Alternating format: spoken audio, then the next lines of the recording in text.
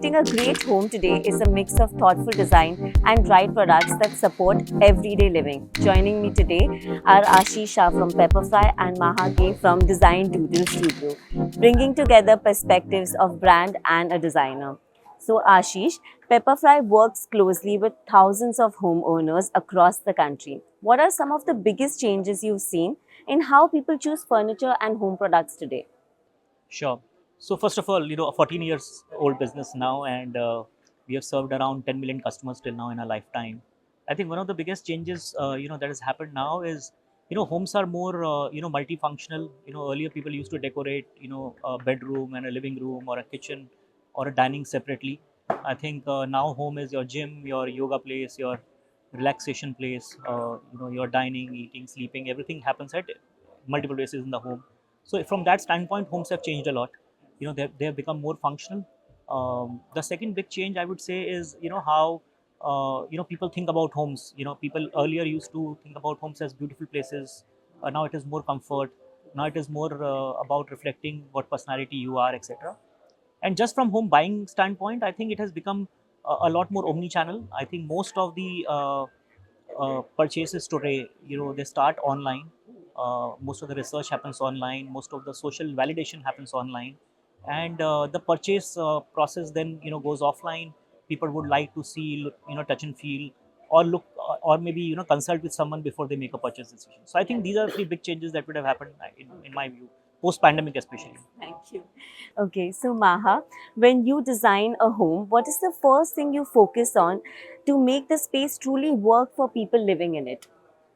So I think the first and most important thing for us while designing a home is understanding the intention behind the space as to how the end user wants to feel within their home. So that becomes the most important starting point for us because these days often people lead very hectic lifestyles. So most of our clients, they come to us with this request that listen, we want to leave all our stress and worries at the doorstep when we enter our home. So that becomes very important for us as designers to cater to, because then it's not something aesthetic they're asking or expecting of us. They're expecting us to create an atmosphere that puts them at ease, that makes them feel like they belong in this space, and it calms their nerves.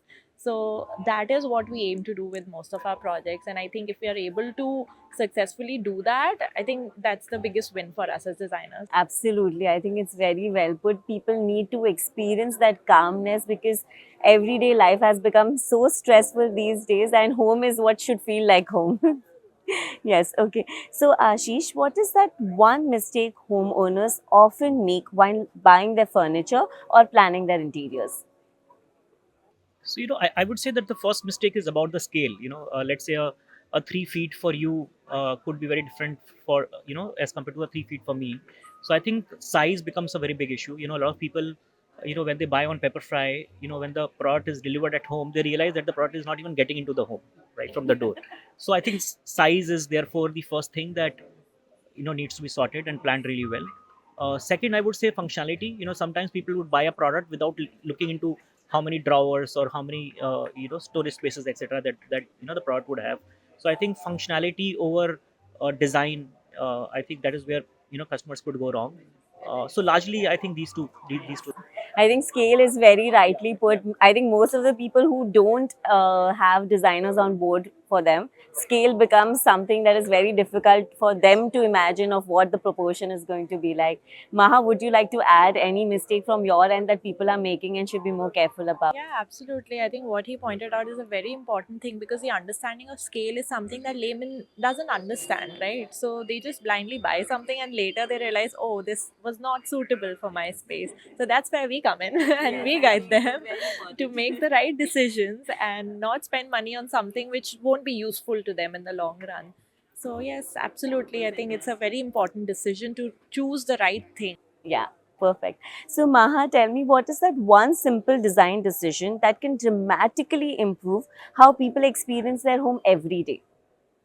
I think the very basic thing that is often overlooked is how the person is going to move through their space. Like the design should be able to guide you instinctively through the space, and like functionality, he also pointed out, is considered a basic but is often overlooked again, because if all your basic necessities, your basic needs, the way you live your life is designed well, not talking about aesthetics at all, just about, where do you keep your blow dryer after you're done using it, something as simple and basic as that. So your furniture or your entire room setting should be able to accommodate these tiny little details of your life. So it should seem effortless, like every tiny thing has been taken care of. So that just changes the way you live, because you're able to cut out the clutter from your life, and then instantly mentally it uplifts you, it makes you feel better. Better, and it also calms down. I think the spatial flow is very crucial for the users. It should come very naturally to you where you're placing things, as you rightly put. Okay, so this question is for both of you. What are the two sustainable materials you think everyday building or interiors should start using more often? I think anything natural. So I'm always up for things which are not replicas of something, because they don't carry the same feeling, the same character that, let's say, an original stone carries. A tile which is pretending to be stone would never bring out the same feeling within a space. So for me, any material, if I'm able to use authentic, I'm very happy. I totally agree with it. Would you like to add something? No, absolutely, agree with what she said. So more, what happens is people, when they're buying furniture, they are very wary of engineered wood. Now engineered wood can actually, it is sustainable. B, it can make a magic, right? So while we have democratized solid wood furniture in India, we are largely known as a solid wood brand. But I think engineered wood is something that more and more people would look to go from here. And like she mentioned, everything which is natural, from bamboo, cane, to natural fabrics, etc., is something that recycled is, of course, in vogue. There's so much of magic that you can create with recycled wood, metal, etc. So yeah, so they are not only sustainable, they also live in a pure home. Yes, and I think they have a great sustainable cycle, like from the evolvement of it to how it's going to disintegrate in the environment. I think that is how it should function. Okay, so now a quick rapid fire, just one word answer. Tell me one home trend that needs to slow down.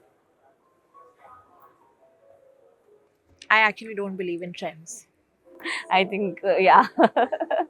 I think all designers have the same opinion about trends, that they really should not and are not existent. I would say, more functional homes with flow instead of homes like Instagram. So Yes, rightly.